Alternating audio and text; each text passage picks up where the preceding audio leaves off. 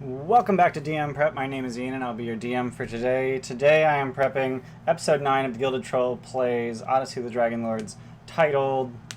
What in the hell did I title this? Titled... Storm in Mytros.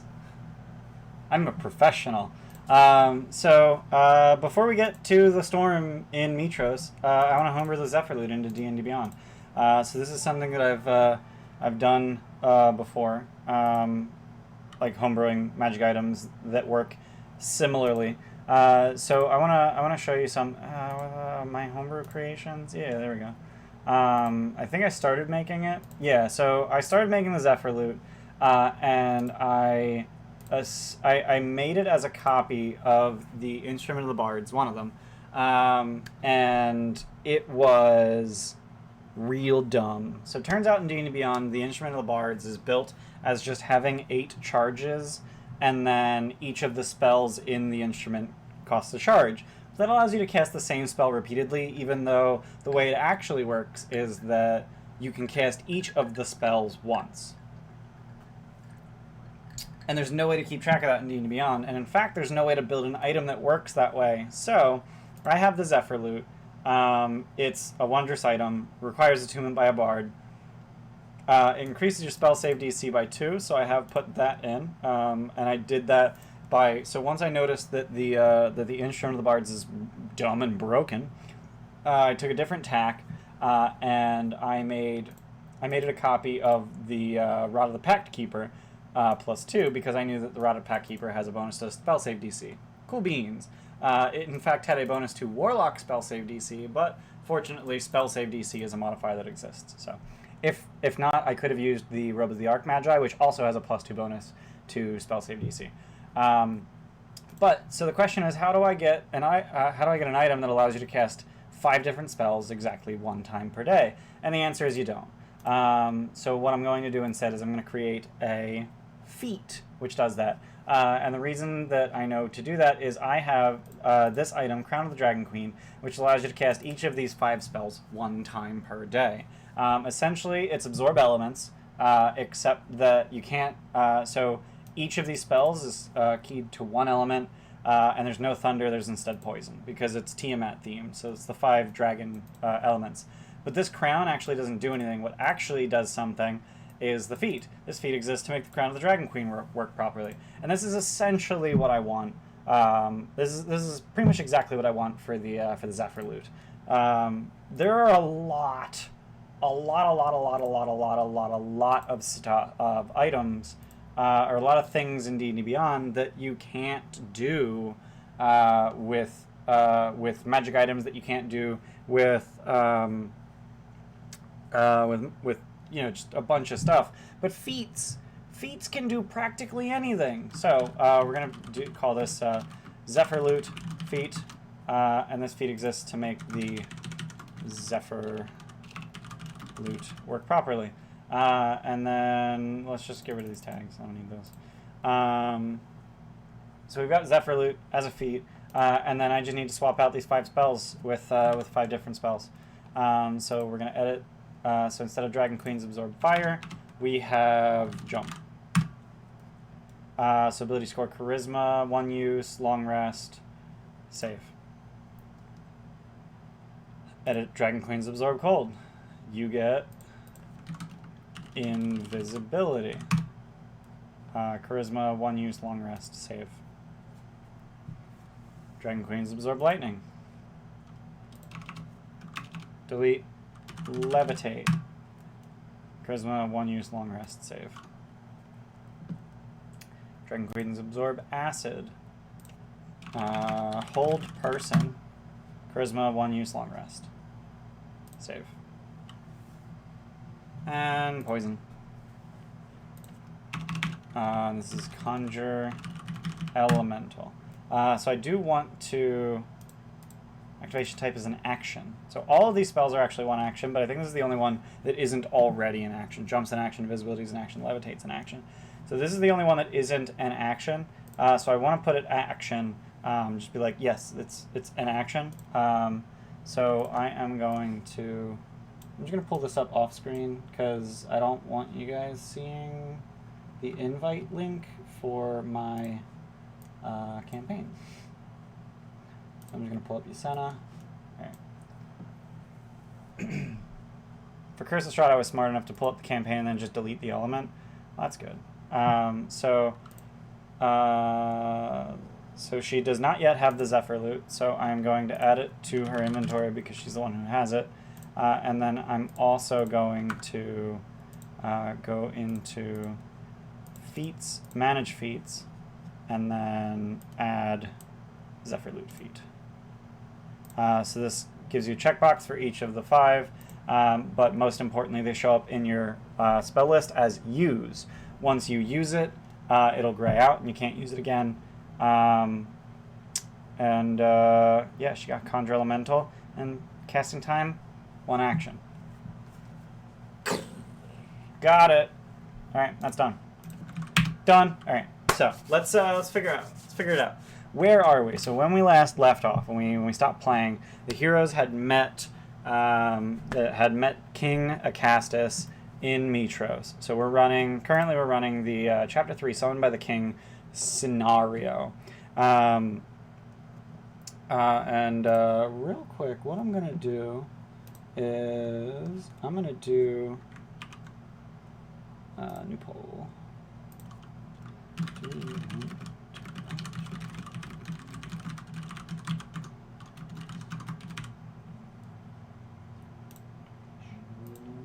All right, so I'm gonna start a poll.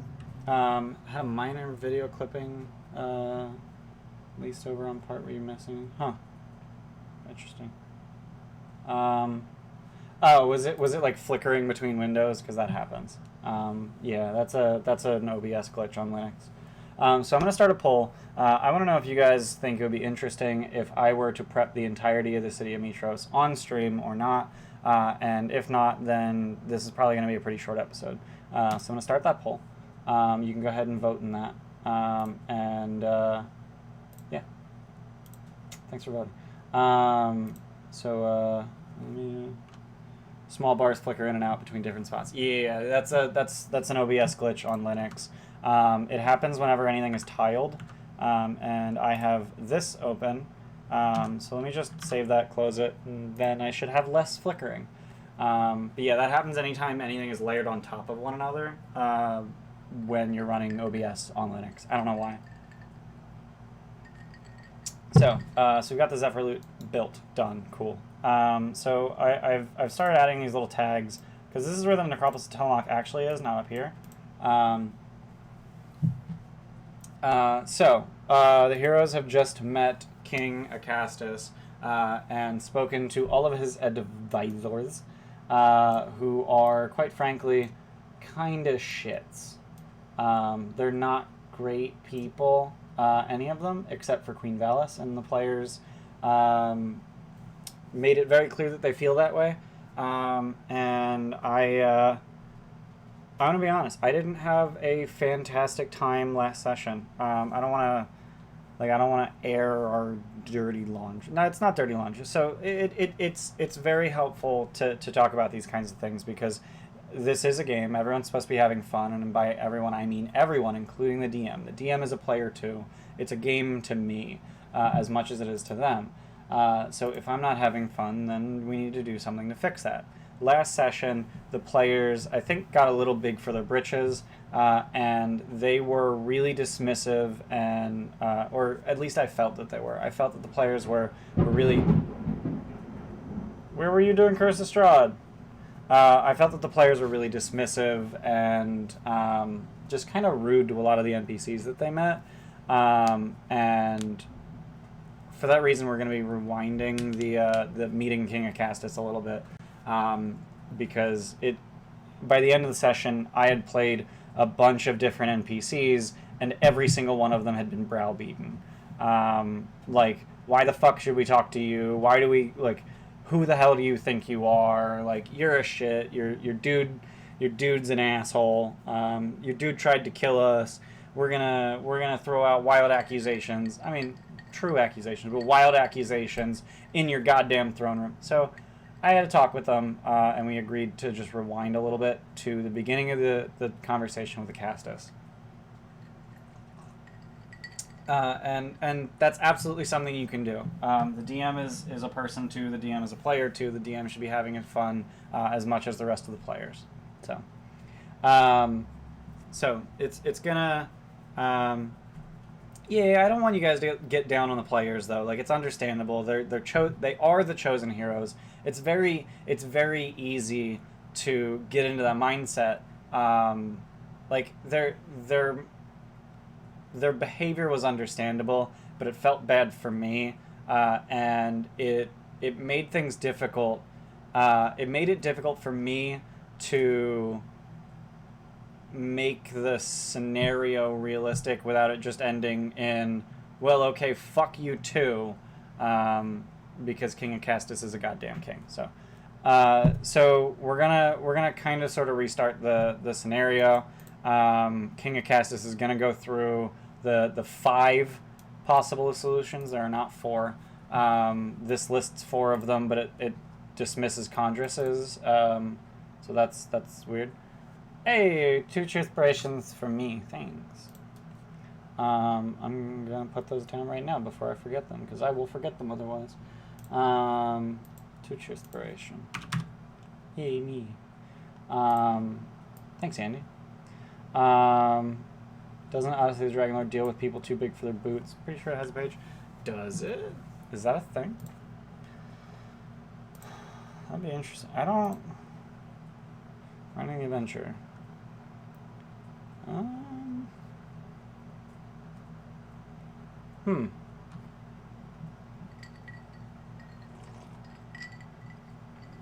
I don't know if it does. I mean, it would make sense for them to have one, but I don't remember seeing one. And I did read the entire book outside of, like, the actual, like, content chapters. I just skimmed those, but I did read, like, the intro. I read every appendix, and I don't remember seeing something like that. That's not to say that my memory is perfect, but, you know, I don't remember it. They have these 5. He's going to, or the people are going to present these 5 options. I'm going to sort of restructure it where Castus just sort of like dismissively wonders, like, can you stop the storm with magic? I've heard of powerful spells that may be used to alter the weather. Surely, if the rumors about you are true, then you should be mighty enough to command such magic. And they'll have to sheepishly admit that no, we can't do that. But maybe they'll just be like, well, fuck you too. You can't do it either. It's like, well, I mean, dude, bruh. Boreal Harp, Mithril Forge, you. When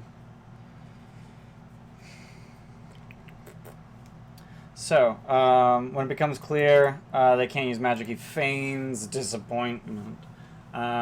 If the heroes chose not to sacrifice the Great Boar to Sidon, Castus may also wonder aloud at their wisdom in making such a decision. So that's something that I didn't do last time. Also, I should show them this art, because this art's really cool. It'll give them a good idea of like what the throne room looks like. There should be a handout for that. Mood. Not the Colossus of Mytros. No. Throne room, there we go. Yeah, alright, so that's something I want to show them. Typhoon?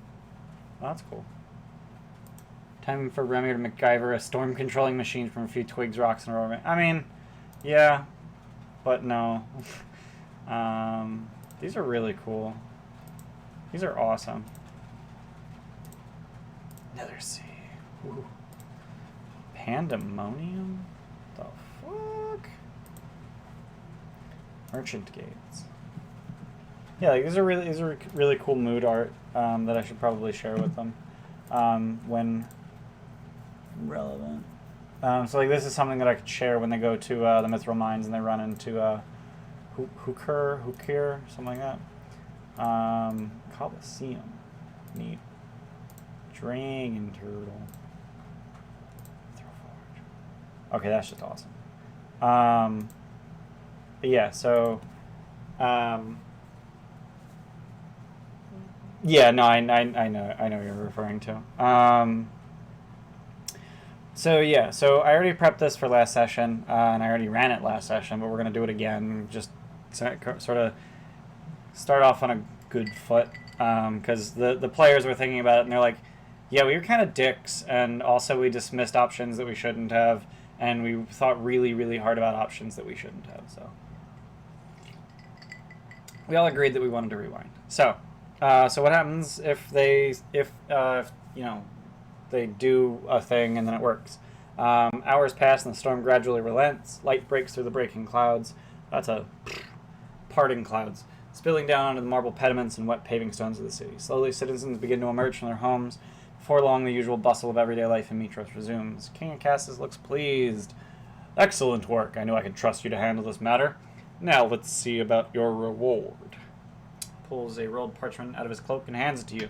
This map will lead you to the last known whereabouts of the Ultros. It was my ancestor's ship, the legendary vessel of Estor Archelander, fiercest of the Dragon Lords. There was a time when I thought I might claim it for myself, but I have no need of it now. Blah, blah, blah. No need for heroes and oracles. Drive back the Titans with the power of dragons, just as my forefathers did. In any case, this map will allow you to resume your so-called great labors. Thank you for the service you have done my city. You are dismissed. So he wants them to die, because he thinks the ghost of Esther Archelander will kill them, because he knows that he's there. Summoned by the queen. Before the heroes leave the great palace, Queen Valis sends her chief stewardess. Makira is the name of a weapon, and then down here her name is Makayla. So that's cute. To intercept them as they're leaving the throne room, Makayla escorts the heroes to see the queen in her chambers. Queen Valis is resting on a divan across from a series of gilded mirrors. She's accompanied by many scribes and servants in white. While Colossus is off playing king, Valis works hard behind closed doors, performing the many necessary duties of a true head of state. So the poll is over, and we got a unanimous yes. So okay, so we're gonna prep the whole Mytros today, because that's definitely something that I need to prep, because the players are not going to spend a whole lot of time on this choice. I would say an hour tops, and then they're in Mytros and they're going to want to do stuff. So let's prep some stuff. Alex explains that her husband has not been entirely honest. The map is accurate. The king wants them to die. She knows the cast has been troubled by dreams of some kind. She thinks his unusual generosity is somehow connected to this. She would never give the hero such a gift unless he believed it would work to his advantage. She insists they return to her immediately once they have the Ultros. She's certain her stupid husband will try and take this ship. Feels that nothing good can come of a cast controlling both the ship and the dragons. Deep conflicts in the city between the followers of the Five and the followers of the Titans. She has some suspicions about what the Titans want. You can decide if your players need to hear anything of the history of the Titans at this point, or whether this would only muddy the waters for them. She's desperately worried that at the time when the Oath of Peace ends, the powers of the Five Gods will be fully spent. Pythor or Kyra are present. She'll also be concerned for them, and will make a point of asking after the health of Vulcan, her father. Okay, so that's assuming that they don't get summoned to the city, which she literally says that she has already done.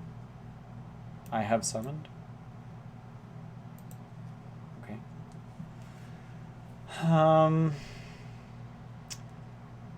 Quest is optional depending on whether or not you want to explore Mytros before they set out to recover the Ultros.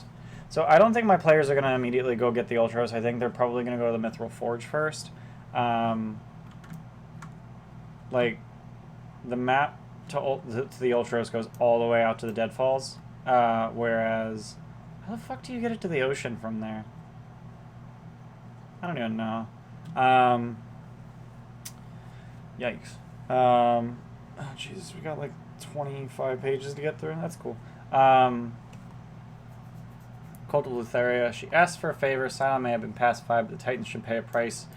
While attacking the Temple of Sidon would be too much of a provocation. The Cult of Lutheria is getting a dangerous amount of influence.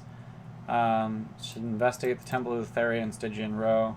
Non-invitation to cause chaos. Approach carefully and collect evidence. If possible, cult is popular because it supplies the city with wine. Before the heroes leave, she repeats her warning about Colossus. The king does not need to know when they recover the Ultras. If the heroes sacrificed the great board of Alice, they did. King's Dragon Icarus is snoring in the main courtyard atop a small fortune's worth of silver coins. Yep. He's dumb. Got it. He's spoiled rotten. He'll let them take a handful. But if they take more, he'll call for guards. Free to explore Mytros. Attempt to recover the Ultros, participate in the Great Games, or investigate other strange events in the city. Their fame precedes them. Realize the people everywhere are watching with you with great interest. It's the Oracle's chosen ones, the heroes of the Heartlands. Hubris. Okay, let's check it out. All great heroes seek to increase their fame. Famous heroes, yeah. Danger of increasing one's famous hubris. Excessive pride or hubris leads to the downfall and destruction of many famous heroes or estimate their abilities. I mean, yeah. It says it's a thing that's bad, but it doesn't say what to do about it as a DM. So, good catch though. Good remember. So, one thing that I want to do. So none of my players are immune to being surprised. So what I would like to do is have an encounter where they're just being mobbed. So in the streets of Mytros, while they're being mobbed in a busy area, Scorpius gets stabbed by an assassin. Auto crit because surprised.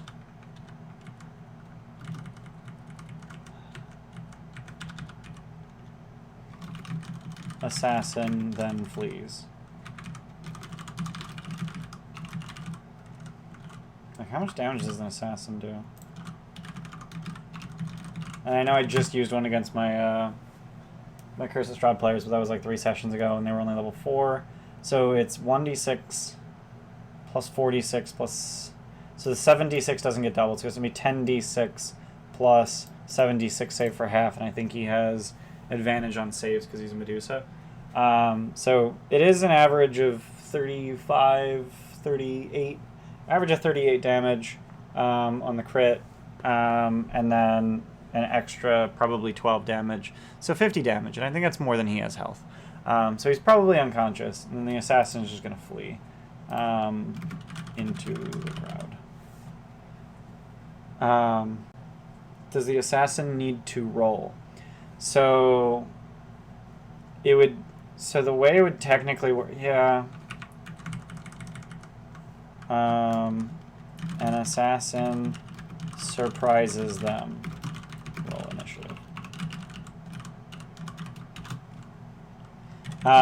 So the way surprise works is even if they're surprised, as long as nat 20 death, please.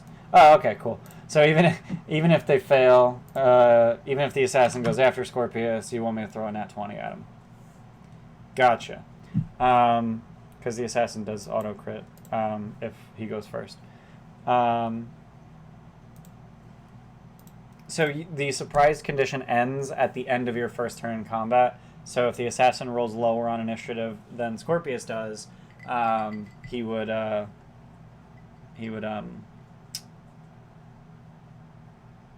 not be surprised on the assassin's turn, and would then not get auto crit.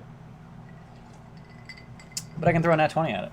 One more level and no more surprise for you. Oh yeah, you can just rage out of surprise. That shit's legit. I'm just waiting for someone to take alert. So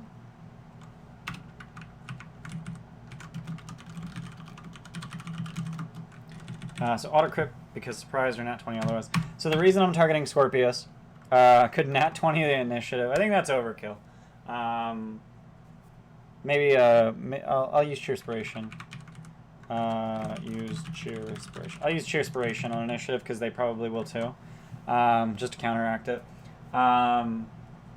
So yeah, the reason I'm targeting Scorpius is he has made an enemy of the Lady of Coins. So this is something that we discussed in our session 0.5, whatever, session half. It was after our televised session 0, but it was before our session 1. After a session 0, I actually spent 1 to 2 hours on a Zoom call with each of the players.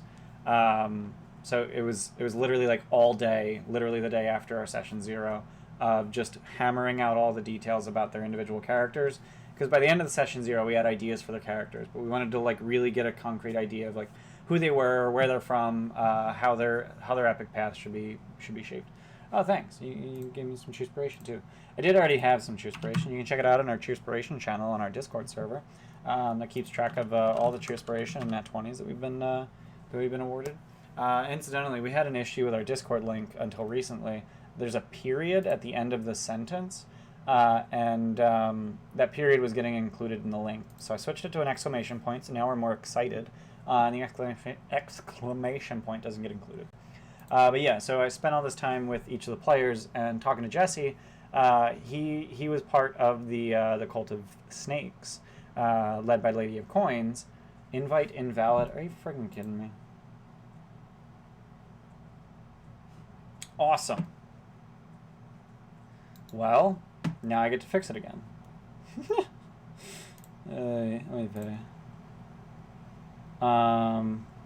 Great.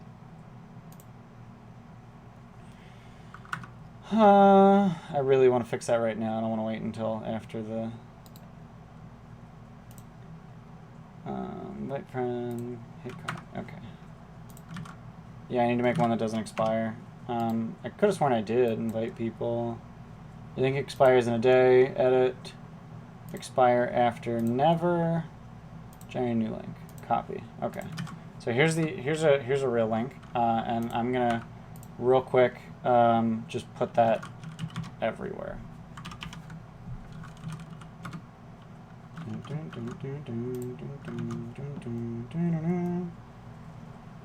Oh god, don't do that. Okay. Edit panels. Oh no, it's not in the panels. Alright, so I gotta go. Let's close that. Okay.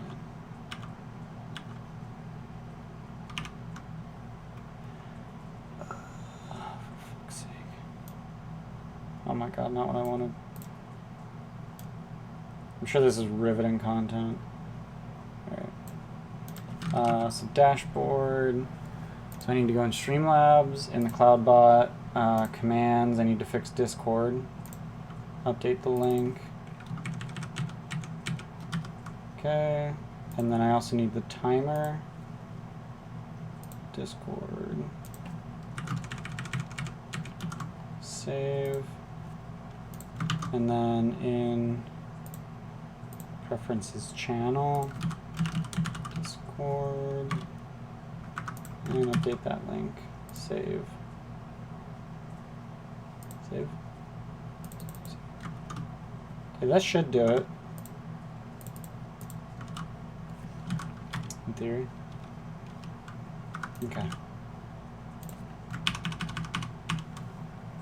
So now if I Discord command, no, not at, exclamation point. Yay, we got the new link, and that should actually go to our Discord. Yay, Discord app launched. Alright, cool. Thanks for pointing out that that link's broken. Alright, so, yeah, so he was a part of the Cult of Snakes, led by the Lady of Coins, and he left to go do his destiny thing, and she's like, okay, well, before you leave, swear me an oath that you'll, swear me an oath of service. And he refused, so she's like, oh, okay, cool. If I ever see you again, I'll kill you.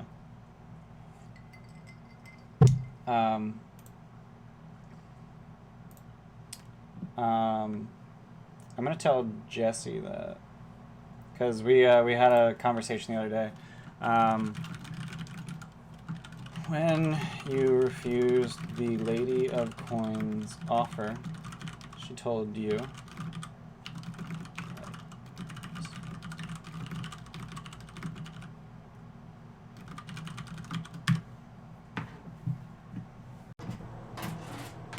When you refused the Lady of Coins offer, she told you, if I ever see you again, I will kill you myself. So he's probably not going to want anything to do with her. And as soon as he gets attacked in the street, he's going to be like, yeah, that was the Lady of Coins. She sends her regards, I guess. So we should probably not spend too much time in the city. Or if we do, we should probably, like, deal with her and, like, remove her as a threat if at all possible. Hey, we got that 20 from Andy. Thanks for the bits. Thanks for the bits. Hey, thanks for the emotes you giving everybody. I turned my volume up so we can hear the alerts. So let's slap that in the Cheerspiration channel. So we have 4 nat 20s. I think I might have to nat 20 the initiative now. Use a nat 20. Yeah, so I'm in a nat 20. My mic is echoing? Why is my mic echoing? Oh, what the hell? Alright, I got it. Sorry. That's dumb. I fixed it. Yeah, let me just, yeah, should be good now. Yeah, I had 2 audio streams for the Curse of Strahd because I had Tim on, and it wasn't bad because I had my volume like down until just now when I turned it up so that I could get alerts. So that's why that just happened. So, detachments of Centurions salute you as you walk past. As news of your presence spreads, more and more admirers crowd around you, vying for your attention. Before long, your progress through the city has slowed to a crawl. Don't cross streams. Yeah, don't cross the streams. I shouldn't have done that. So my question is, how much fame do they actually have right now? I haven't really been keeping track of it. I'm just kind of like guessing whenever it's important. So there is a table somewhere. Not in here, but I think in the introduction.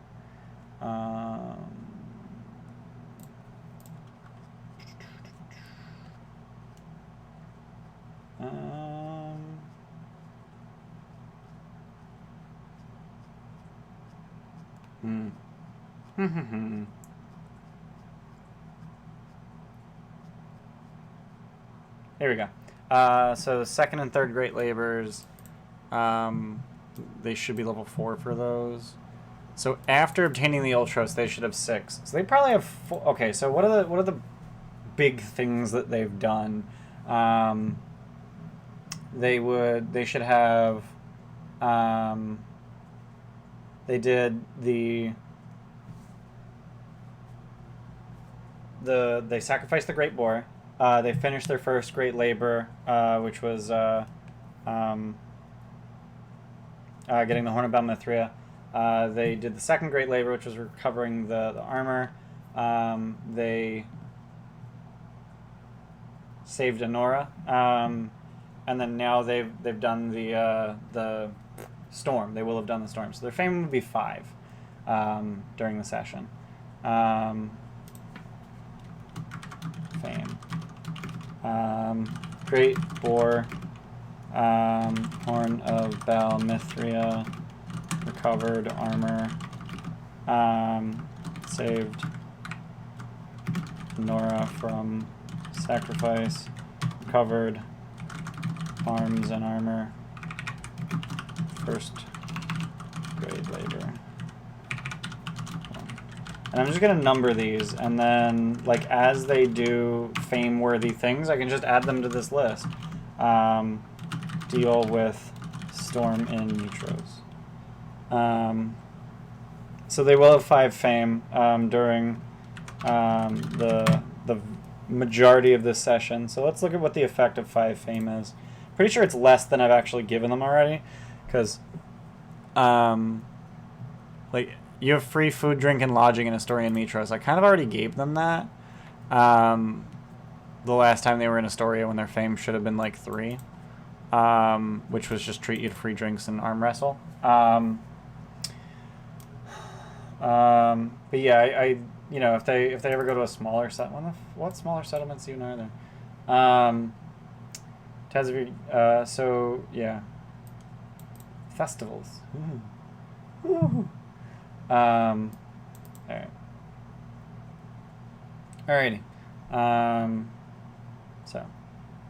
So yeah, they will have 5 fame for most of the session. So that's the assassin. So let's get back to Mytros because we got a lot to prep. So yeah, they're on par with local heroes. I mean, they're on only level 5 right now. So founded 5 centuries ago. I don't think I want to like read out this entire chapter because there's a lot of there's like 25 pages, and I am going to lose my voice if I try to do that. So I'm just going to quietly read it and mention things that I want to talk about. Goddess of Dawn is the Silver Queen, sure. Patron Goddess, yep. Natural Harbor, Bronze Colossi, but one's missing. Massive Temples, Husband the Harbor, provide views.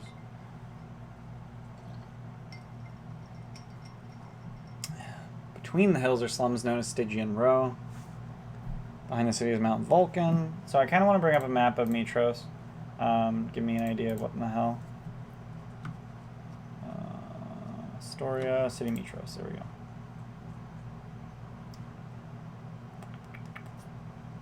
And close that. We really do not need dynamic lighting here. Alright.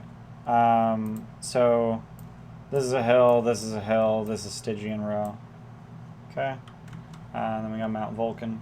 And we got grasslands. Alright, cool.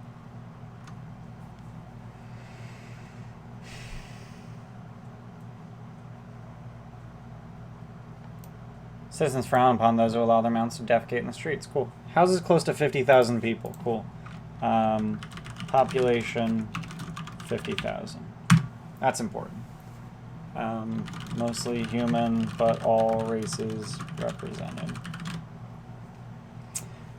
Marble, bronze, painted tiles, beautiful mosaics.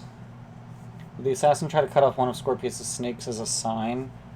Holy shit. Should I do that? Should I do that to him?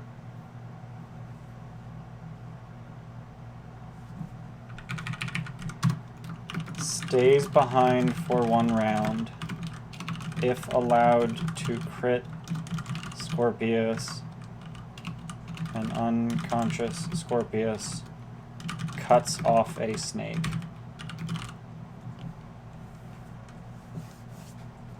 Yeah, I think I might have to...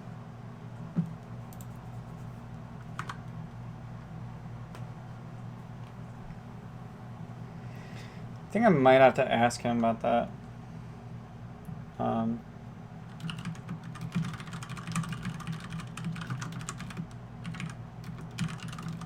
Will it affect mechanics? No, it wouldn't have any mechanical effect, but it would be... whew. Yikes. Yeah, like, people named those snakes.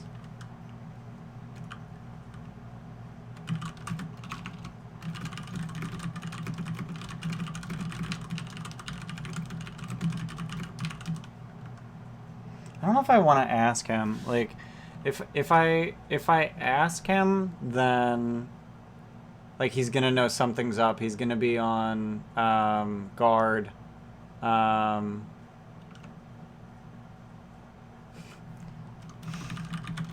don't know. Like, on the one hand, it's a conversation that I probably should have had a while ago with him. Like, I don't want to ask him now because I did just tell him that when he refused the Lady of Coins offer, she told him, if I ever see you again, I'll kill you myself. Hey, Robon. This is not a Theros campaign. This is Odyssey of the Dragon Lords, which is a third-party module. It is Greek-inspired like Theros is, but it came out, I want to say September or October, somewhere around there. So, yeah. I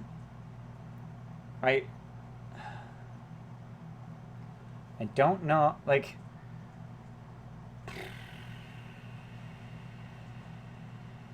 No, I don't think I want to ask him permission. Regenerate is a thing, but it's a 7th level spell, and they don't really have access to that. If they have access to Regenerate, they probably have access to Control Weather, and they don't.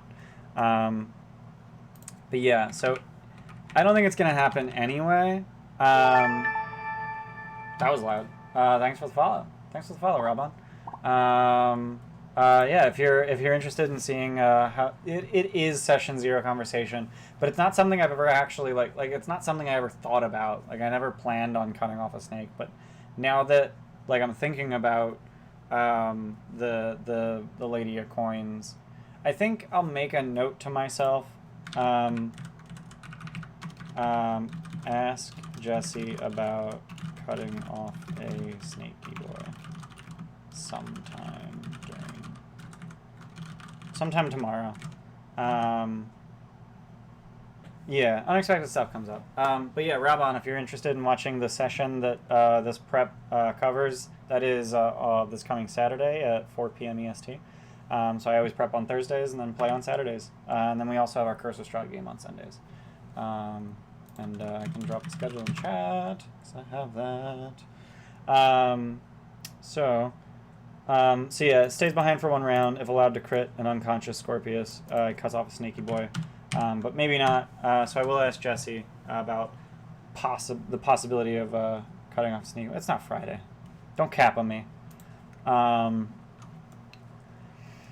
Factions. Queen Valis, King of Castus, Order Scion, Cult of the Snake, Cult of the Fairy. Got it. Nice and easy. Unabashed worshippers of the Lady of Dreams. Beliefs and rituals repugnant, but they provide wine and entertainment. They're basically Rakdos. Jesse literally just mentioned Lady of Coins in Discord. I mean, I did just talk to him privately on Discord, telling him what the Lady of Coins told him when they parted.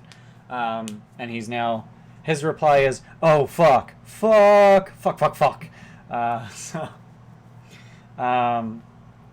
Something the assassin does cause something to fracture in his mind to make Scorpius his turn human. So paranoid he's lost all his snaky boys even though it's all in his head. I mean, I think that might be a little overkill. Those who please this lady are often found turned to stone with a green snake painted on a nearby wall. It's actually a thieves' guild and hence its influence is covert rather than open. Most of the thieves in the city are loyal to the lady. Yep. Events that can occur. Cool. Great games. Great games are beginning. Woo! Funeral sacrifice. Shackled minotaurs. Dozen minotaurs killed fighting the centaur tribes on the borders of civilization. Women wail in an ostentatious display of grief for the dead.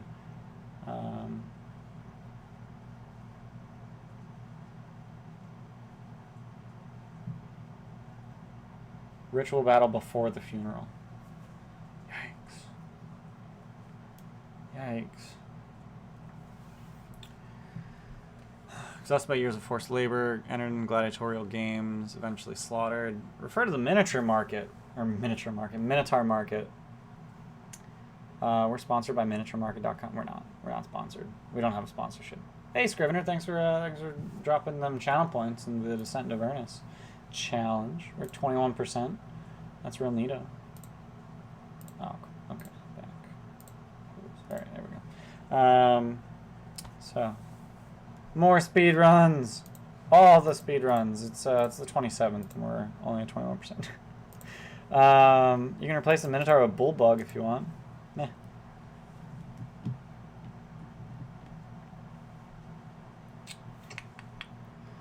Just outside the royal gate, where a group of pyres has been lit for the dead soldiers. Walled pen has been constructed for the funerary games. Group of 3 soldiers, blah, blah, blah. Chosen to fight the Minotaur.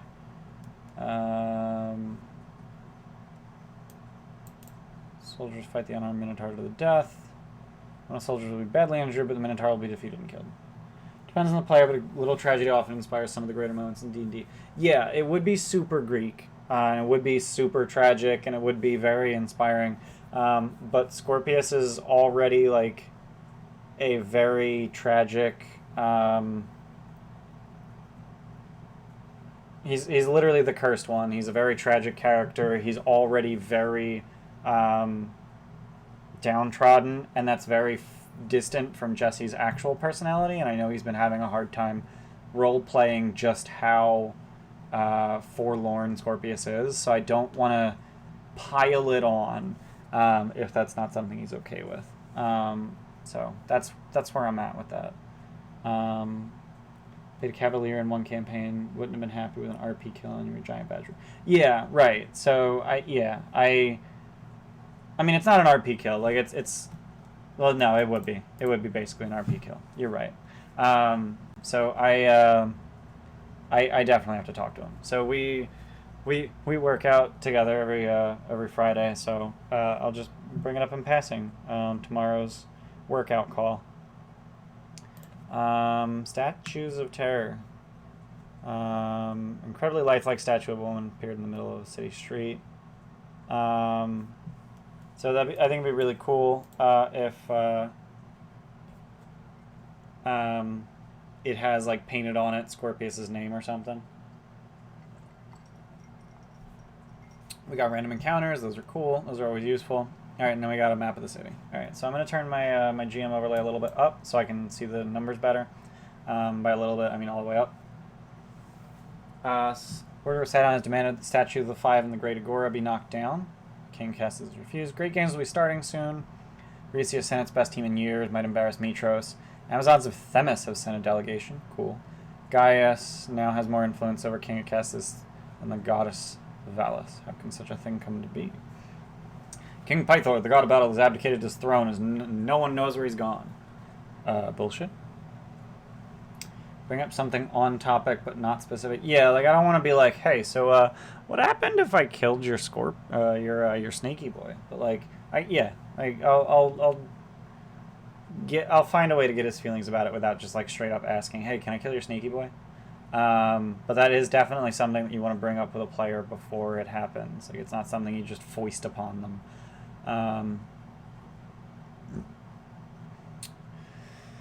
Terrified victims, Lady of Coins are being found in increasing numbers. Order Sidon will help, maybe? Great Chimera of the Cerulean Gulf took a dozen victims aboard a merchant ship. Okay. Great Chimera of the Cerulean Gulf, cool. Echo is calling for war with Rhesia again. Hilariously, this is totally true. Her betrothed is Narcissus, one of the lost gods. Most powerful merchant of Mytros, Lord Stavros, was banished to the Isle of Exiles for poisoning the son of his rival. Order of Sidon grows too powerful. They have seemingly unlimited wealth. Some think their wealth comes from the lost Gaigan ruins in the island of Yonder. Barbarian tribes of Indigo Island have been unusually quiet as of late. There have been no raids in recent years. What are they planning? Something has disturbed Kentamane. The Titan's great arms are on the move. Many have seen it. That is actually something that I prepped for last session. 0822. If they had gone to Astoria, run encounter Kentamane's arms, but the arms erupt and then sit perfectly still. That was something that I had prepared, but they didn't go that way, so I didn't do it. Great vortex known as Charybdis has swallowed another ship.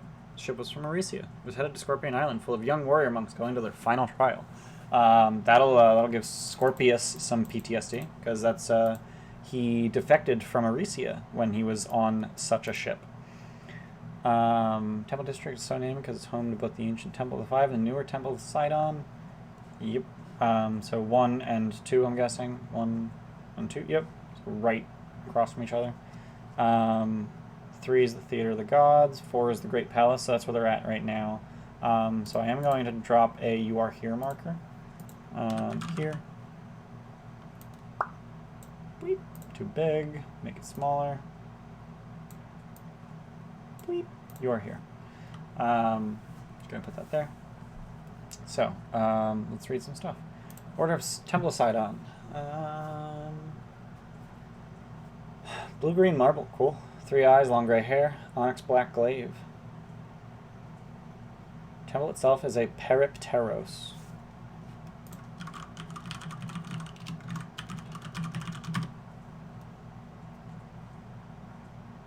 Ah. That's what the mossy temple looked like. Yeah, that's what the mossy temple looked like. Okay.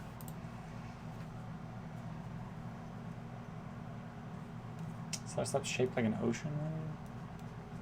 I don't see no steps. Oh, I see. That's cool. That's neat. That's neato.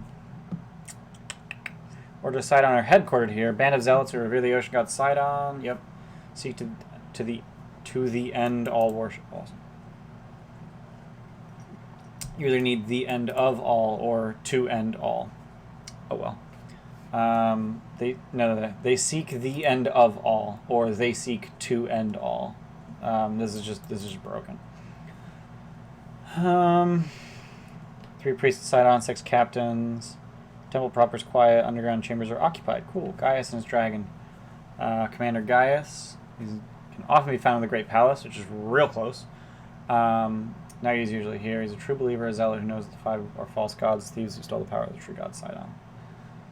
5 are useless pretenders. Pythor's a carousing drunkard. Kyra composes terrible poetry. Valis preens herself in an ivory tower. And Vulcan's a crazy old dwarf who builds useless trinkets. Once the heroes sail into the Cerulean Gulf, Gaius will move to the island of Yonder, where the Order of Sidon have a base. He's able to move between Yonder and Mytros easily due to a gift given him by Sidon, Arjun, a young silver dragon. Arjun was bred by Sidon at his tower of Praxis, being conditioned to believe that the 5 are evil and Sidon is the only one and only force for good in the world. Dragon's very existence infuriates Queen Valis. So Valis, incidentally, those are huge spoilers for Odyssey of the Dragon Lord, like all the time. So just be aware of that if you are interested in playing an Odyssey of the Dragon Lord campaign at any time. You probably shouldn't be here. Valis knows, as one of the 5 gods, but can't tell anyone, as one of the 5 gods, that her mother, Mytros, is actually a silver dragon. The existence of Arjun and Icarus, the silver dragons that are owned by Gaius and Acastus, they piss her off. She don't like that. Temple of the 5, relatively humble temple, entrance 5 stone columns. Smaller than Temple of Sidon, much higher level of artistry, boasting lofty architecture and beautiful statuary. Intricate carvings embellish nearly every surface, complete with gilding and inlaid precious stones throughout. Oldest civic building in Mytros, elected representatives, meet in council every new moon, increasingly dictated by order of Sidon, who think the temple should be destroyed in order to appease the jealousy of the Lord of Storms. Valis often visits here. I mean, why wouldn't you? It's right below your palace, so that's cool. During the day, she can be found at the palace where she runs the city's civic affairs. She comes here at night to pray for her mother, Mytros, the goddess of dawn. Temple's tended by high priests. Each priest is attended by 5 acolytes. Cool. All common temple services of no charge, including lesser and greater resto. Wow. Wow. That's cool. Test of beauty and wisdom. Gang of young men who admires Valis. A young man named Sulla. The youngest son of the powerful merchant, Taran Nordagon. So that's actually, in fact, one of Adonis's descendants. Because Adonis's, or Orsino's descendants. Because Orsino is Adonis Nordagon. Now Valis spends all his time trying to gain the audience of the goddess. Finds the young man obnoxious, of course. Seem a mortal of unsurpassed beauty and wisdom. Okay.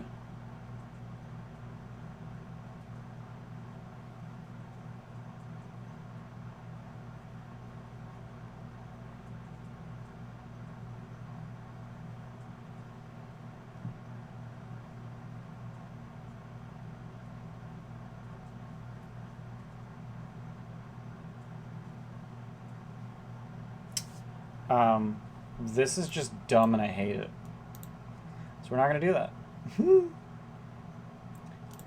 Yeah, I don't like anything about that scenario. It's really awkward. Terrible. Theater of the Gods. Temple Hill. Rows of seats built into the hillside are arranged around a polished marble stage. Behind the stage is a small building where stage hands and costumed actors come and go carrying elaborate props. Yep. There is a marble stage that extends in front of an orchestra pit. Yep. 4-tiered seating area that ascends the slope of the hill. Building behind the stage is room for actors preparing storage for props from movement. Theater usually stands empty, but if the wine festival is happening, then it will be busy for a full week. Refer to the wine festival event in the city of Astoria for details. That's annoying. Great Palace. Stands at the top of an impressive stone stairway, similar in appearance to the Temple of the Gods. Design emphasizes its civic function rather than statues of the gods. The palace is decorated with royal seals and with bronze tablets describing the legal codes of the city. Not nearly as grand as the temples, still impressive. Expansive antechamber, connected to the throne room in the royal hall. Usually accompanied by his advisor Chondros, his concubine Bella, and Gaius, commander of the Order of Sidon. Cassus is always protected by 5 of his best centurions. City guards generally restrict access to the Great Palace, but the heroes are allowed entry because they've been summoned by the king. After their audience with Queen Valis, they can revisit the palace whenever they like, prefer to summoned by king. Cool.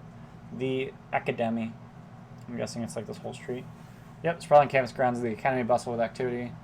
Great library, Hall of Heroes, Schools of the Arcane, the Great Orrery, Hall of Debate,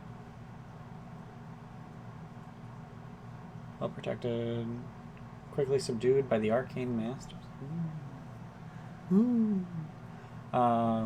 Greatest centers of learning, not just in Thylia, but likely all over the world.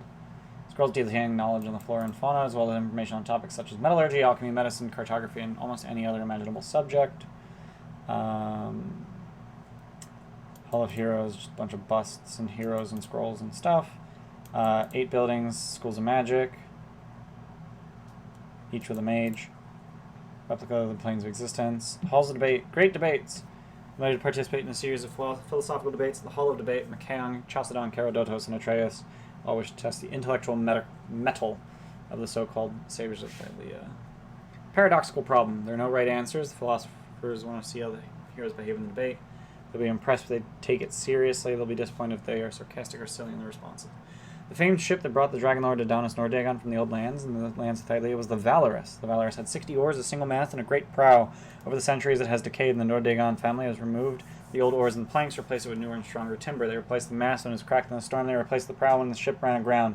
After 5 centuries, every single piece of the Valorous has been replaced. Is the Valorous now the same ship that once carried Adonis Nordagon, or is she a different vessel? Hey, it's Theseus' ship. Pythor's in a foot race with a tortoise. Head start. I forget who's Paradox. Zeno? Zeno's Paradox? Zeno's Paradox? Oh, this is Z. Yep, it's Zeno's Paradox.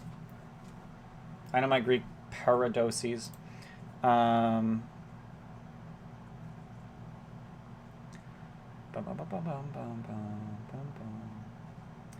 Sphinx captures the young crown prince of Mytros. His mother comes to the Sphinx and pleads for the return of her son. The Sphinx replies he will return the prince safely if the mother can guess correctly whether or not he will indeed return the boy. What is the problem here? As it turns out, there's no problem. The mother guesses that the Sphinx will return him. If she's right, the boy's return. If she's wrong, the Sphinx keeps him. However, if she answers that the Sphinx will not return him, we end up with a paradox. If she's right and the Sphinx never intended to return her child, then the Sphinx has to return him. But in doing so, he breaks his word and contradicts the mother's answer. Okay. Cool. What is the nature of good and evil? Either metaphysical properties that can be measured or changed. We may rightly say that he has evil properties, hoping to atone. He may offer to pay for the victim. Let's say the victim's family is satisfied with the payment and they forgive him, saying he's no longer evil. The man had evil properties before he made the payment, but now he does not. If properties of objects cannot be created or destroyed, but merely transferred, where do the evil properties go? Are the coins now evil? Is the family evil? Cool. So they, wow. Studying all 4 books grants proficiency in Arcana. That's, abusable. Every single person in the party can get proficiency in Arcana. That's cool as hell. Royal Gate.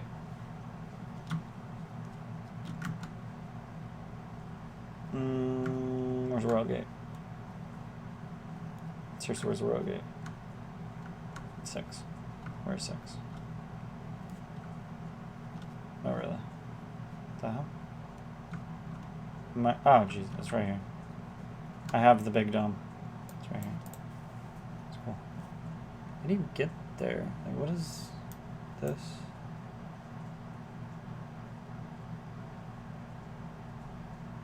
I'm very confused. What is going on here?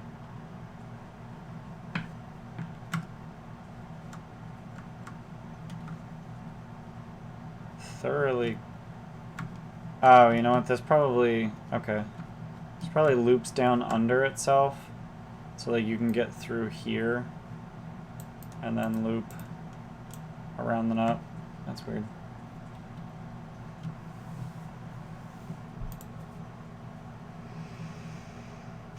Noble District, which is, I think, the other of the 2 hills. Yeah.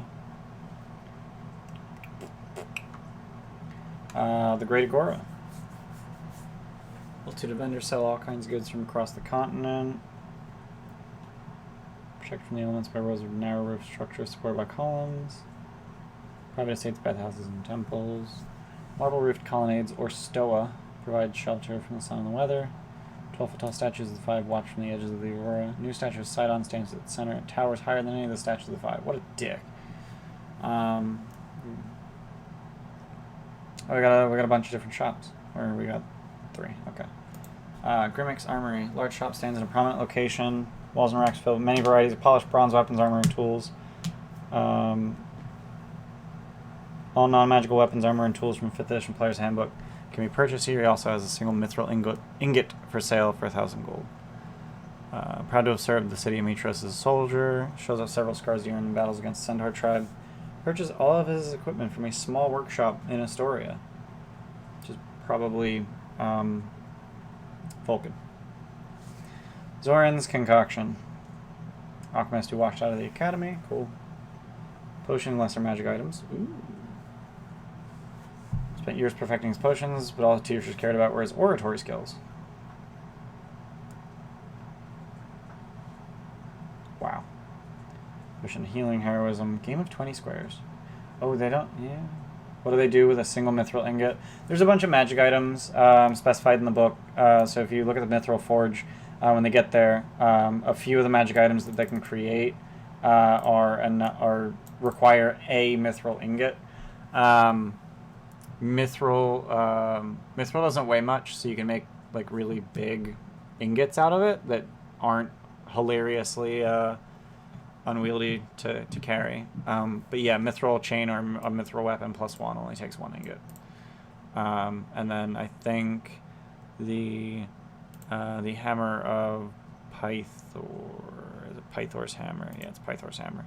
Oh no, that needs adamantine. Yeah.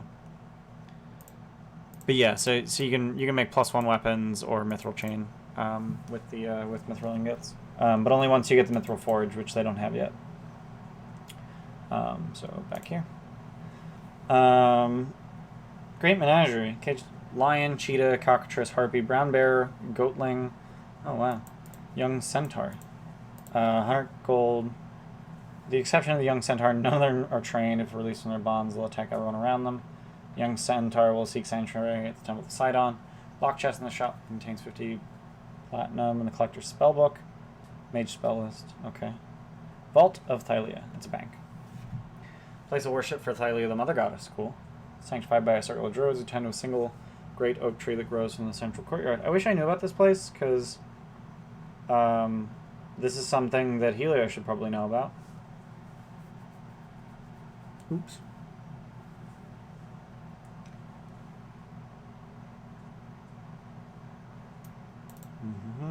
Doesn't get them paying a debt, they're weak to pay it. Unless the debtor pays the amount owed, the debtor is forced to serve the person for a period of 1 day for every gold piece owed until the debt is paid. Murder, bribery of court official, and treason are punishable by death by the dragon.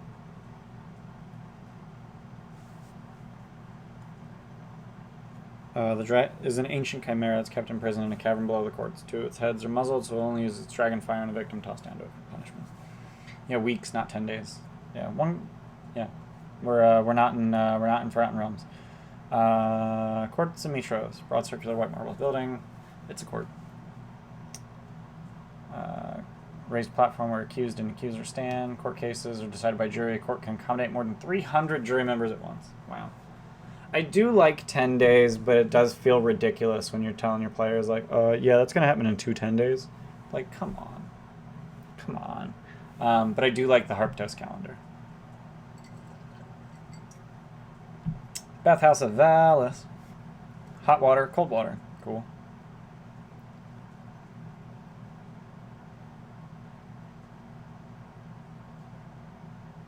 Okay.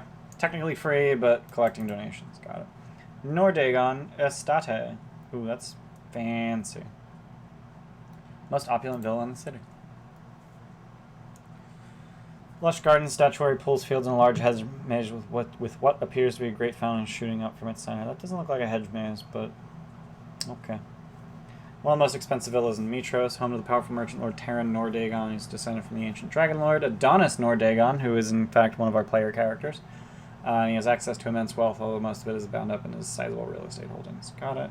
Doesn't allow uninvited guests, but is willing to make an exception for heroes who are willing to perform a specific task for him. He wants someone to track down and destroy the so-called Lady of Coins. 2 veterans. Unless they mention the Lady of Coins, they'll invite the heroes in the main courtyard to wait Terran. 2 captains, 12 soldiers from the Order of Sidon. 500 platinum, 5,000 gold worth of gemstone jewelry and other trinkets, and a locked chest in the study of his estate. Also contains deeds for over 6,000 acres of land in the region surrounding Mytros. Wow.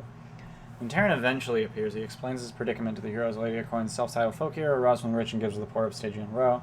She has an intense hatred for the Minotaur slave trade and aggressively attacks those who try to make an honest profit. Terran admits he makes a large portion of his wealth from the Minotaur slave trade, so his business suffers more than most. Explains the lady is cursed. She's Medusa who petrifies, blah, blah, blah. Minotaurs are violent beasts with limited intelligence.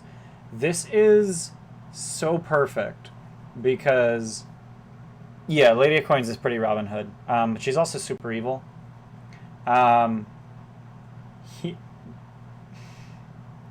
This is, okay, so Terran Nordagon is the descendant of Adonis Nordagon.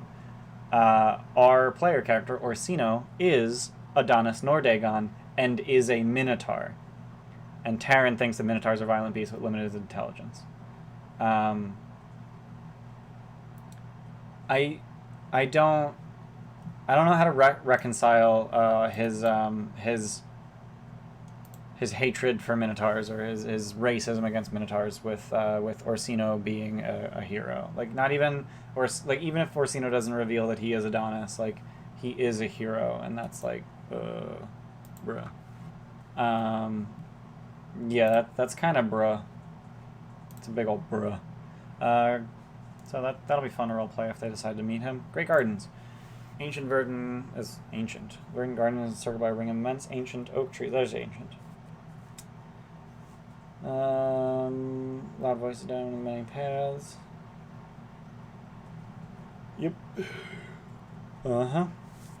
Perfectly ordered oak trees, all of which are 5 centuries old. Vitalis, halfling commoner, resides here. Vitalis the Fat, or Vitalis the Fragrant. Many believe him to be the wisest mortal in Mytros. Lives, sleeps, and eats in the gardens, and is well fed by his many admirers. Personal habits don't seem particularly wise. He never cleans himself, and he dresses in rags. Flatulates, belches, and harasses everyone who passes by. Nice. Looks like your face caught fire and someone tried to put it out with a hammer. So ugly. When your mom sent you out to play, they fined her for littering. Wow. Love it. I can tell you're a centaur, but all I can see is the rear end. He deserves his reputation. He gives out sound advice to anyone who pays him in food or wine. He devours offerings and answers questions in a drunken haze, 1 question per person who feeds him. Treat this as the equivalent of the divination spell. Neat.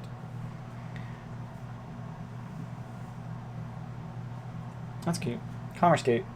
Gate's decorated with beautiful statuary and surrounded by lush greenery. Yeah, this guy's cute. I like him.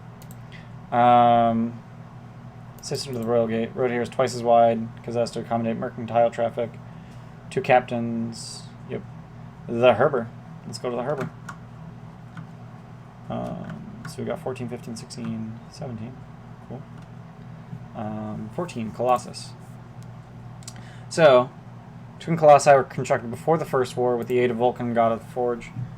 That makes no goddamn sense. The First War predates the gods. Right?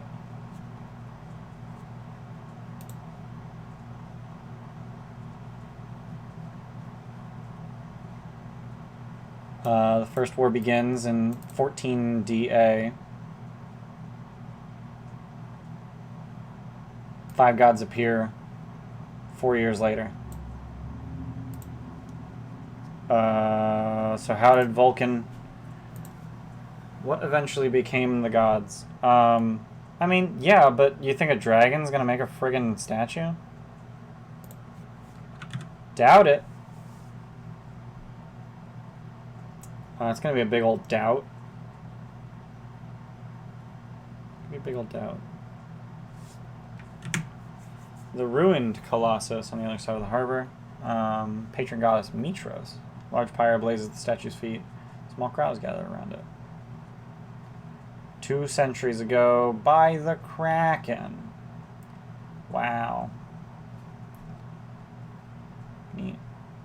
She returned to her guard post and collapsed into ruin. It's gonna be a yikes from me. Dockyard. Okay. Dockyard boasts dozens of galleys, each of which bristles with banks of oars. Many of the ships seem to have sustained serious damage recently. You can hear a chorus of hammering from the dry docks. Dockyard's always bustling during the day. Many merchants trade and bank in the Royal District. Many come dockside to work and barter. There are bargains to be had with the many ships that arrive here from across Thailand. There are also more than a dozen dry docks where ships are repaired. There's a stockyard. Sells sacrificial animals for the ceremonies are customarily performed before ships embark on ocean voyages. Heroes may purchase such animals and sacrifice them to gain favor with the gods or to avoid confrontations at sea. So a bull does indeed cost 100 gold pieces, 1,000 gold for a black oxen. Are black oxen rare? Like, I didn't think those were rare. But yeah, sacrificial offerings. I'm guessing there's going to be mechanics later for like what sacrifice gets you what, because otherwise why would they bother listing these out? Like, why did they list the friggin' weights? Like, yeah, blessings to gods. They're sacrificed for favor of the gods. But like there's 2 and 3 entire chapters for sailing the oceans and all that jazz. It's literally like literally 90 pages worth of sailing the oceans. So I'm guessing heftier animals more rewarding. Yeah, rewarding how is my question. Fish market up here. Strongly brine, freshly caught fish line every stall, many of which have been unloaded from nearby ships. One thing I want to do before I forget, I'm going to bring them to the landing page, and then map, and we're going to send this to the back. We're on chapter 3, summoned by the king. Yeah, alright. Yeah, I just wanted to, whoops, we're not in the story, we're in Mytros. Come on. Black Oxen was a 1923 movie. Okay.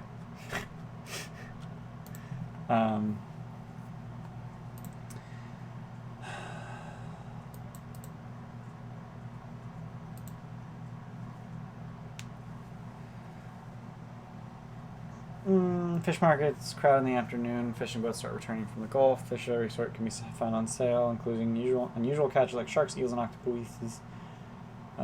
Bait tackle nets. Ancient mariner. Sacrifice to Sidon. Legendary city on the back of a dragon turtle that wanders the Forgotten Sea. Cool. Stygian Row.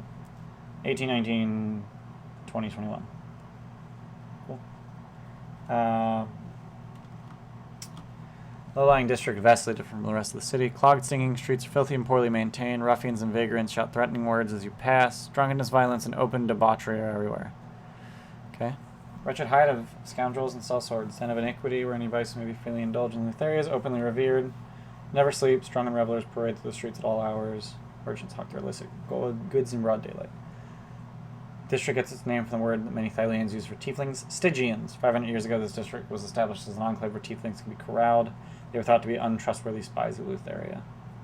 Open debauchery sounds like yes, it do.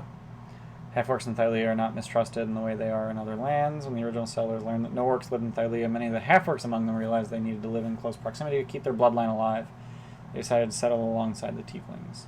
Half-orcs and tieflings are common in this district, but neither race is particularly villainous, especially when compared to those of them humans who manage the Minotaur market. Siren's Roost.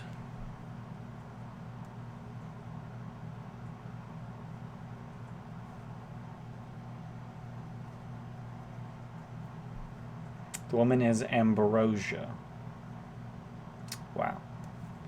She does not discriminate against satyrs, minotaurs, or centaurs. Yeah, Mos Eisley, definitely. When engaged in longer conversations, she makes it clear that she despises Julius, owner of the satyr's tail, who used to send thugs to collect protection money.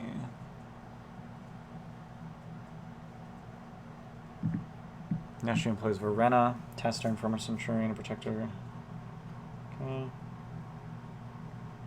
Brosia's experts claim to trace their lineage to a god or a nymph so the clients can pick their preferred flavor of immortality. Cute. One of the escorts is Callistor, who is actually a child of Pythor. He's met his father only once, and they didn't get along. He's quick to fall in love with any hero who has 18 or more strength. Cool. Kidnap children. Spends his time in Mytros trying to undermine the Temple of Lutheria. Believes that Trellis and Septi are keeping children locked in their wine cellar for use in human sacrifices. No rewards to offer, but he emphasizes that if the rumors were true, then rescuing the children would be the right thing to do. So we have a bunch of escorts, yeah.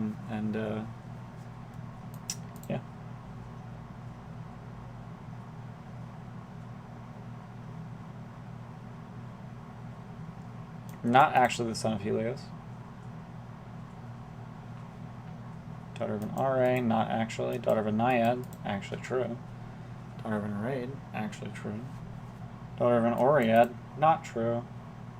Yeah, cool.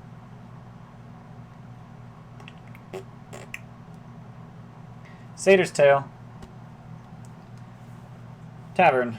Half-orcs, sailors, tripping over inebriated people. Okay. Inebriated. Sailors who come to this tavern to drink to forget what they've seen in the waters of the Cerulean Gulf. Wine may be oversweet and watered down, but it's also cheap and plentiful. Filled with smoke, smells of fish and unwashed bodies. Gross. Julius, former slave trader, had his own galley before he ran afoul of Cerulean pirates. Lost everything, including his left arm. Doesn't like seeing his patrons bothered. Some 3 of the bouncers. Frickson befriended Julius a few years back. Provides music for the tavern. Fight breaks out. The bouncers need help in removing someone. Frickson will use his panpipes to help put aggressors to sleep. One of the only places to find information about the cult of the snake, Frickson loves to cause mischief, and if asked about the cult of the snake, he will loudly introduce the questioners to Grecos and Nero. See below. One of the captains is Varkon. Sailors, rowdy, cerulean. Often works for Lady of Coins. He knows the route that leads to the island of the dragon. Lady of Coins uses him to deliver petrified musicians performers to Hexia. Varkon knows where to find the cult of the snake's secret entrance into the Colossus of Pythor.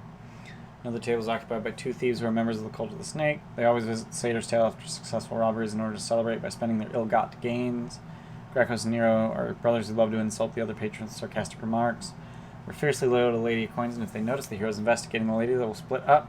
Grecos will let the Lady of Coins know. Neros will try to follow them. Trellis and Septia sometimes drop by to deliver new wine. Cool. Small temple stands out from its surroundings due to the obvious wealth that's been lavished on it. Temple interior is dominated by dozens of statues of a grinning, dark-eyed woman with a scythe. Casting and painted jugs of wine are stacked along the walls. Temples filled with a sweet fragrance. Family of wine merchants. Trellis and Septia. Of course he has a sister wife. She secretly plots to become queen of the city. Of course she does. Ritual kidnappings and human sacrifices performed every full moon. They are careful not to kill anyone who might be missed. If the two discover the heroes of the Horn of Balmithria, they'll offer to buy it for 5,000 gold pieces. They will secretly plot to kill the party and take it.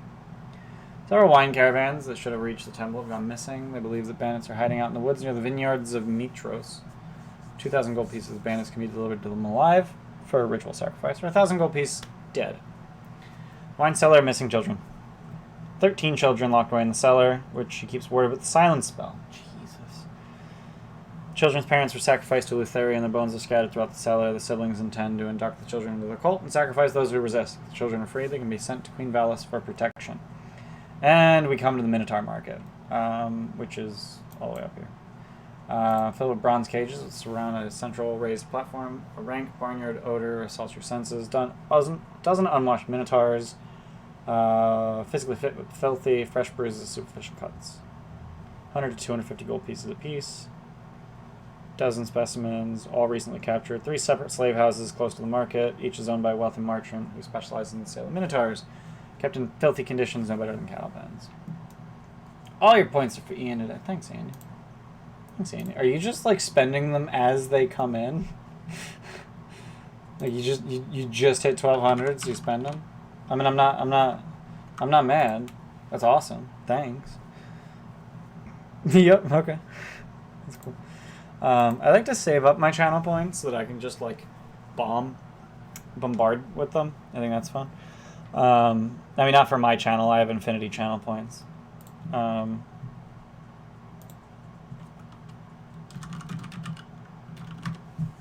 See, I can just spend channel points. That doesn't count, by the way.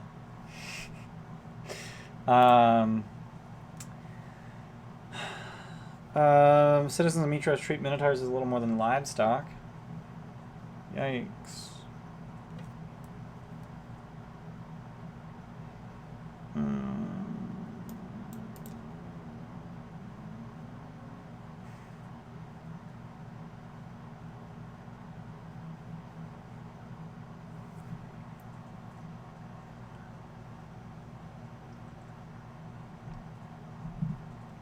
I am a tease. It's I think it's my best feature.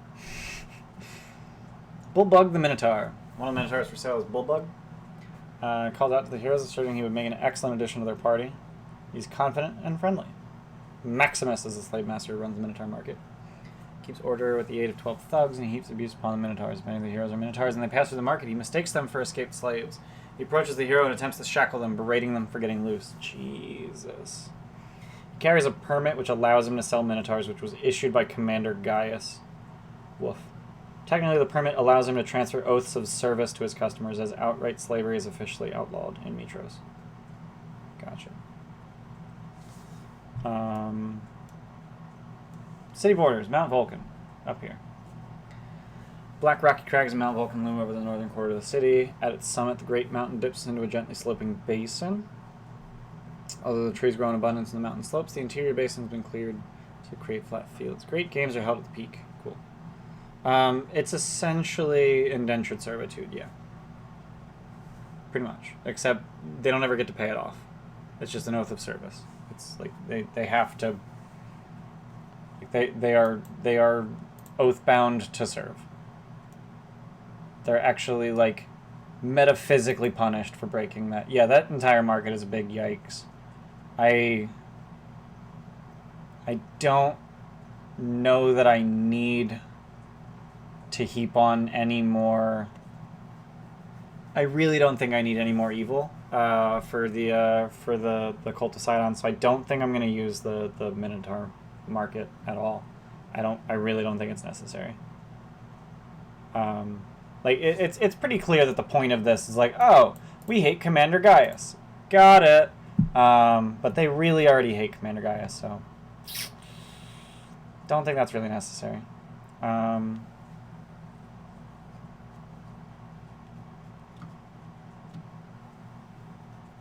That's what he did before going to Avernus, yeah, pretty much. Flat, vast field, row upon row of grapevines. No obvious signs of caretakers. The vines are thriving. Fruit hangs heavy. The plant life surrounding the vineyard is healthy. Nowhere near as green and lush. Dozen mercantile families cared by a tribe of satyrs. Following the road to the vineyards, you come to a wooden pass flanked by two large marble statues of leering nymphs. Passing between the statues, you enter a foggy dell carpeted by dead leaves and wild rose bushes. In the mist ahead, you hear the sounds of musical laughter and revelry. Glade of fey creatures. Caravans meant for the Temple of Lutheria have gone. Satyrs have been waylaying the caravans and stockpiling wine casks in the glade. Boreas is here, playing a gentle tune upon his enchanted harp. The Boreal Harp has, the Boreal Harp has control weather. Wow. That's gonna be a big ol' wow from me.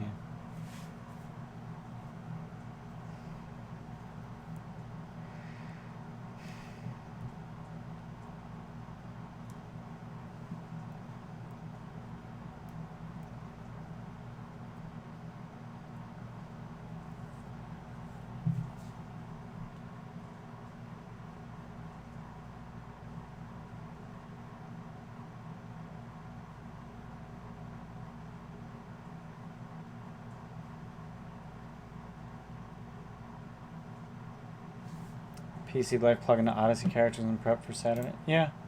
Yeah, I can do that right now.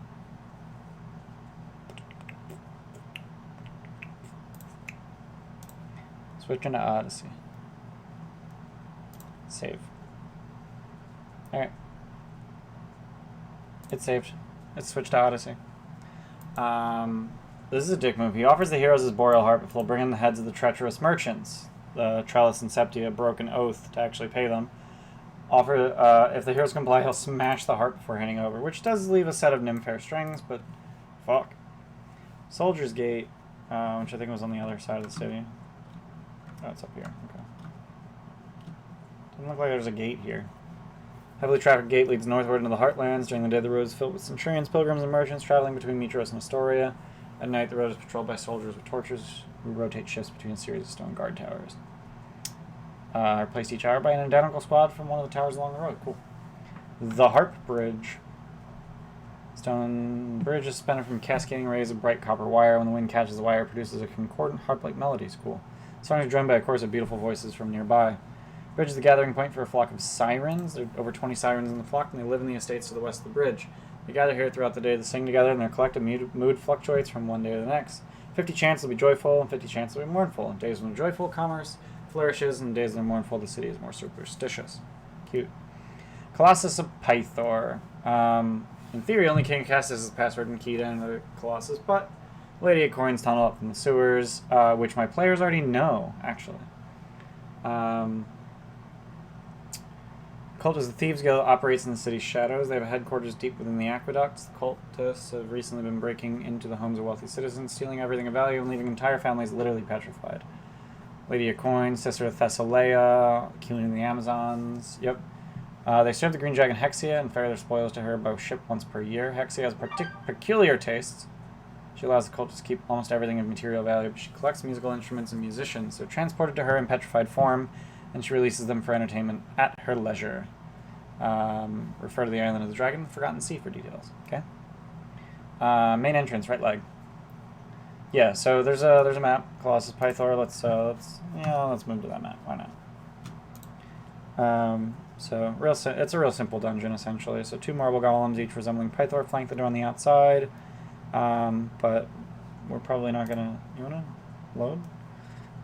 Small holes have been bored through the soul of the Colossus. Oh my god, why is it so big? Jesus. Okay.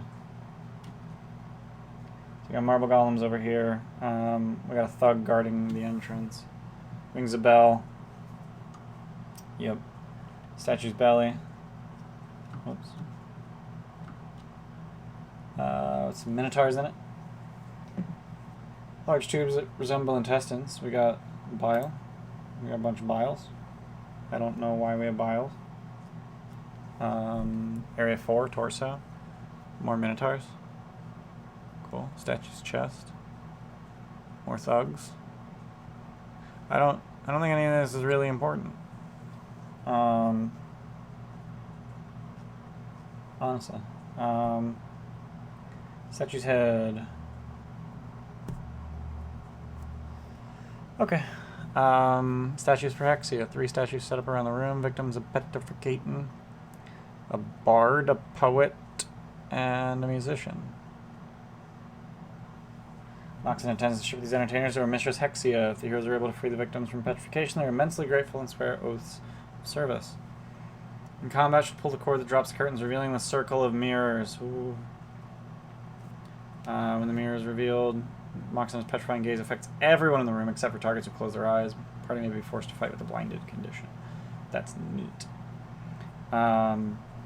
If Moxon senses that she has no chance of victory, that she will surrender to the heroes and propose a deal. She'll join them on their quest. She has been using her Thieves Guild as a means to gather resources she can make war on her sister Thessalia, the Queen of Amazons. She offers to show the heroes the way to Themis. There they may plunder the island for its many treasures, including the legendary sword Titan's Bane, a powerful weapon that can be used against the Titans. Okay. Except that she hates Scorpius, so I don't know if she's going to do any of that. Oh, hey, L2S. How's it going? You streaming tonight? The Great Games. Am I almost done? I'm almost done. Okay, Jesus. They have a history nearly as violent as the Aresian campaigns, just a bunch of bloodthirsty barbarians tearing each other apart over the smallest dispute. Naturally, I'm referring to the spectators, not the athletes. Okay. Athletic competitions. It's Olympics. Oh, they're every year. Okay. Honor the oath of peace. Nope, got a plan for you. Okay. Well, good luck. I've very rarely played D&D with family members, other than like my brother. But it's always so much more daunting than just playing for strangers, and I don't know why. I guess my wife is part of my family too. I have a wife, that's weird. Games are not appeared to honor the Oath of Peace. Dozens of priests offer sacrifices to 5 gods. Order of Sidon bring Minotaur sacrifices for Sidon and Letheria. I mean, you're the community. You're part of my community. I don't know. I wouldn't say family. But no, I definitely appreciate everyone in the Gilded troll community. You're pretty strange.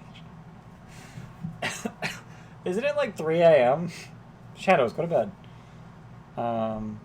Playing with family is weird. Playing with wife is relationship goals. Real talk. Real talk. So much goals. 2:18 in the morning. Go to bed, Shadows. You're at work? Oh, you have third shift? Shit. Well, good luck with that. I'm sorry. Sorry to hear that.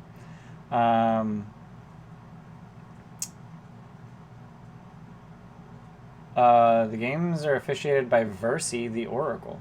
That's neat.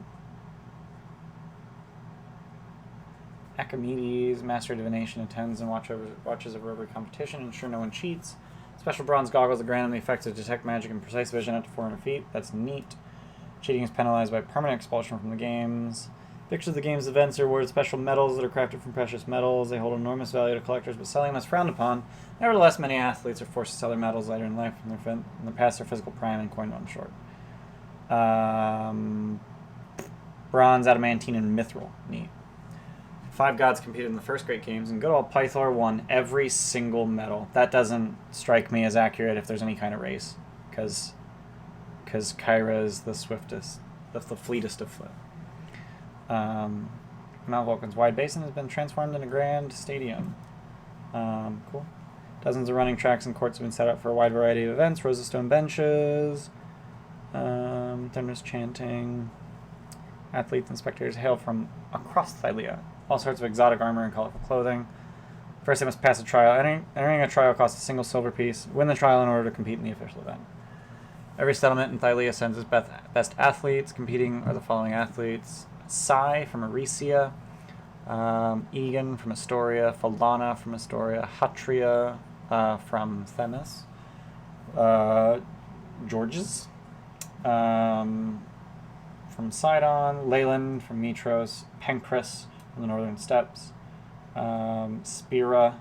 I could say that Laurels knows Pencris because she's not from the Northern Steppes, but she is an Oread. Spira, an underdog who suffered an injury 5 years ago and only now recovered.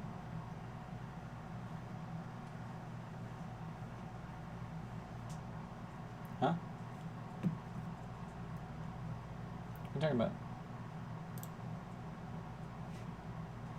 On mobile? That's annoying. So on desktop, it's fine. I think I'm just going to remove the exclamation point because I'm kind of tired of it not working. Yeah, I'm just going to remove the exclamation point and just not have punctuation there.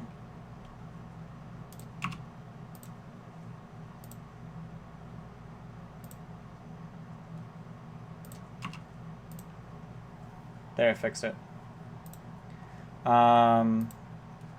So if I Discord, no punctuation.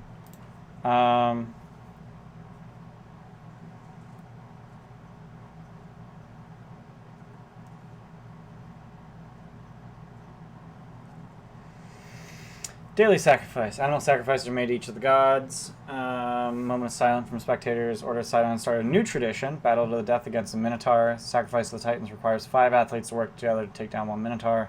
If the heroes want to be involved in a sacrificial event, they can volunteer. If they volunteer to fight alone against the Minotaur, then the other athletes will step aside. Besting a Minotaur in single combat brings great honor and attracts crowds of onlookers, but there's no reward for winning other than fame and disapproval of Queen Valis. If you want to replace the Minotaur with Bulldog, calls out a challenge to the heroes to fight him. If one of the heroes can beat him in good-natured single combat, he'll agree to join the crew.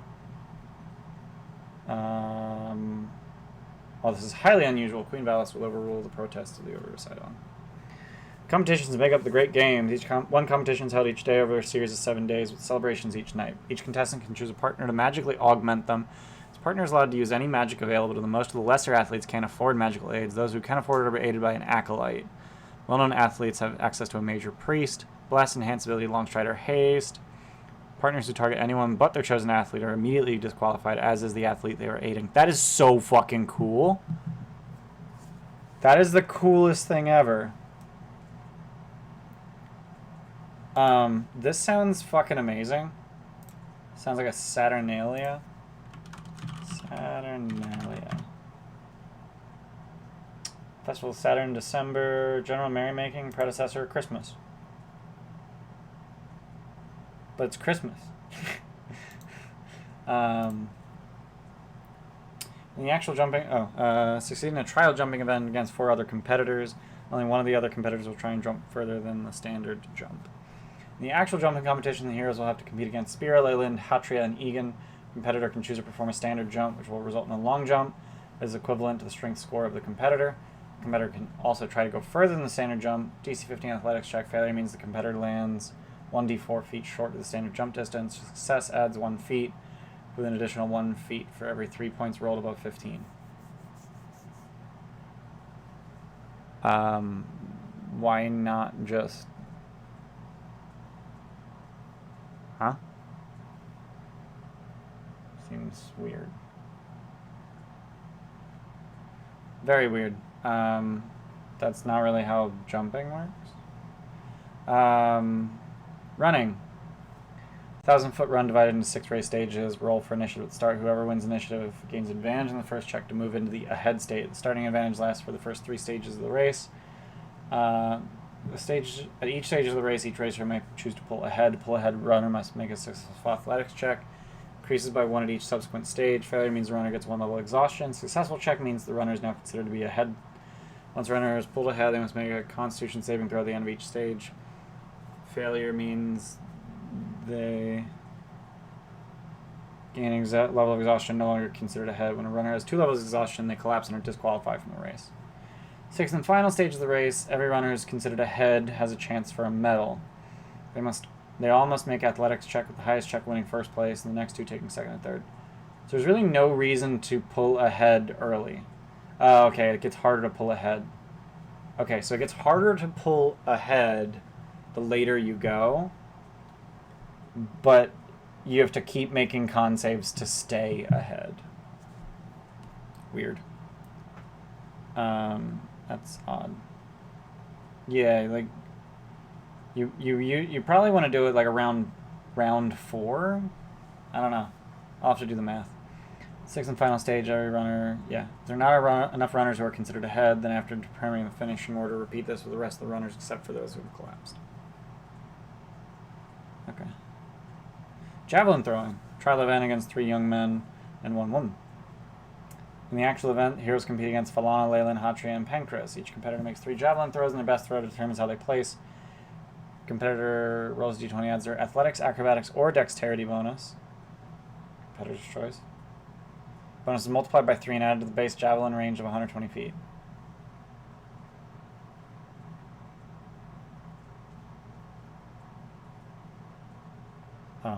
Okay. I don't understand why you would use dexterity at all, because acrobatics is based on dexterity. Okay. I mean, it's just a cute way to measure your distance. Okay. Must succeed in a trial event against 3 young men and a woman.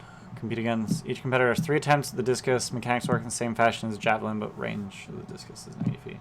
Like in NASCAR, the only time position matters is at the end. I mean, yeah, pretty much. But if you're getting lapped, you're gonna have a hard time. You know, if you're getting lapped by lap 50, you're gonna have a hard time around lap 300. Wrestling, grappling rules, cool. You have to prove themselves against Crusher, a drunken black bear. Okay. Must win 2 grapple attempts in a row. Roll for initiative at the start. While the first successful attempt means getting a hold, while the second successful attempt means getting the pin. Wrestling. In the main event, hero must wrestle again against Egan for 3rd place, then Sai, then finally Horace. I think it would make more sense if there was an actual tournament. with like several rounds, like 5 rounds, single elimination, just something like that. Boxing uses the unarmed combat rules. Defeat Smasher, another black bear. Smasher's fitted with bronze-plated gloves. Jesus. Boxed against Spira, then Horhus, then Sai.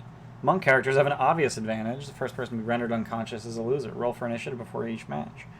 Yeah, Scorpius gonna win that real good. Let's see, it was... Who competes on that one? Spira, Horhus, and Sai. Spira is a soldier, Horhus is a captain, Sai is a warrior monk. I think that's actually a Thailand creature. Great Relay. Prestige event of the Great Games. Teams of 5 compete in a 5-stage relay race. In order to compete, an athlete must have placed in a previous event. Alternatively, they may be sponsored by another winning athlete. 3 teams. Competing heroes of the 4th team. Named contestants anchor the 4th and 5th legs of the Great Relay. If the heroes are unable to assemble a full team, they can try to convince one of the other athletes to join them. Mytros, Spear, Leyland, 3 soldiers. Egan, Falana, and 3 scouts. Horus, Hatri, and 3 thugs. Got it. Each member of the team must be assigned to run a leg. Once selected, they must stand at the start point of that relay. They're not allowed to start running their leg of the relay until they're tagged by the team member of the previous leg. That's how relays work. At the start of each leg of the race, the athlete can choose to go standard speed or fast. Standard speed gains 1 point, fast speed earns 2 points. Failing a required check for the leg at either speed results in 0 points, so the athlete still finishes the leg. These points will be total at the end of the relay to determine the winning team. Okay, cool. So we're measuring like speed points, basically. If any single athlete is caught or reduced to 0 points by an obstacle, that team loses the entire race. Sucks. First leg, beach run. 300 feet of sand. Standard run, DC 10 athletics, fast sprint, DC 15.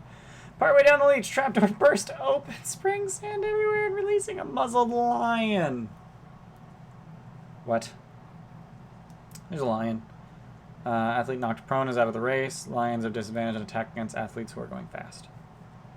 Magic has been used to freeze over one of the mountain lakes. Each athlete must dive into a hole in the ice, swim underwater 300 feet, and then resurface.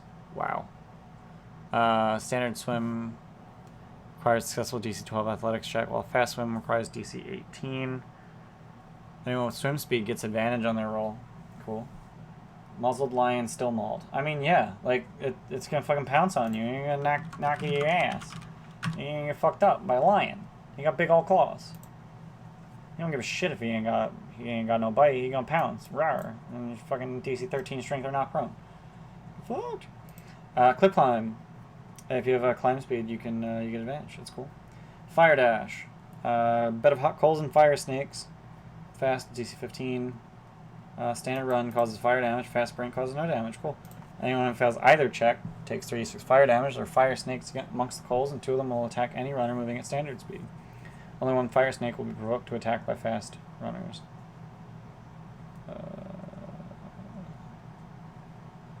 Oh, okay, got it. Anyone who fails their checks provokes all 6 into attacking. Holy Wait, hold up. Hot, cold, and fire snakes. So if you fail, you take 36 fire damage, and you provoke all of the fire snakes, and then they just attack you? Fire running, fire resistance? Yeah, you would probably want fire resistance for the fire run. Harpy cages. 300 feet across 300 feet of beach. Along the beach, 3 bronze cages each with a harpy. Standard run, DC 10. Fast, DC 15. 3 DC 11 whiz saves to resist the songs of the 3 harpies. Athletes can choose to cover their ears, but adds 2 to the DC of the running check. Gives them advantage on their whiz save. Cool. Ending the race. At the end of the race, team with the most points wins. Crowd reacts with great enthusiasm when each team finishes the race. Thunder noise from the sands, leaps to their feet, points to the sky with incitement. Huge silver dragon. King of Castas. Woo! Silver dragon touchdown, center of the Colosseum. King dismounts with a flourish, waving to the crowd with a broad smile. Several shiny medals in one hand and a crown of laurels in the other. Approaching the row of victorious athletes, he mounts a small stone platform where he can address thousands of people in the stands. People of Mytros. This has not been the most exciting contest in living memory.